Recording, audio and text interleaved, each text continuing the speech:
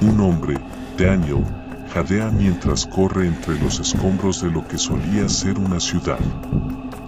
Edificios derrumbados, autos oxidados y restos de cadáveres esparcidos. Su ropa está sucia, su respiración acelerada.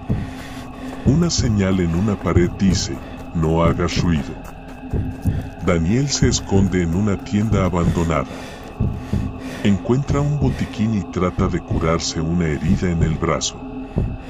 Su estómago gruñe. Busca comida en los estantes vacíos y encuentra una lata. Intenta abrirla en silencio, pero la tapa se suelta y cae al suelo con un ruido metálico que retumba en el silencio absoluto. Sus ojos se abren de terror. El sonido del viento se corta abruptamente. Todo queda en un silencio antinatural. Daniel contiene la respiración. Desde la calle, una sombra alta y delgada se mueve entre las ruinas. La criatura no camina, se desliza, como si no tocara el suelo.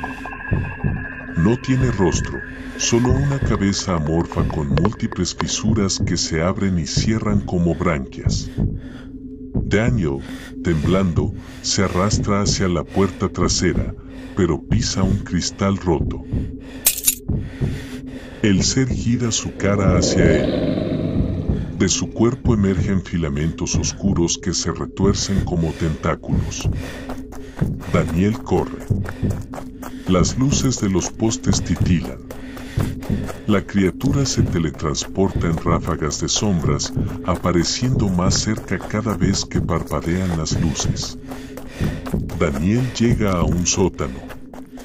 Se encierra. Contiene el aliento. Afuera, solo silencio. Un susurro gélido suena en su oído. Te encontré. Los filamentos lo envuelven y lo arrastran hacia la oscuridad.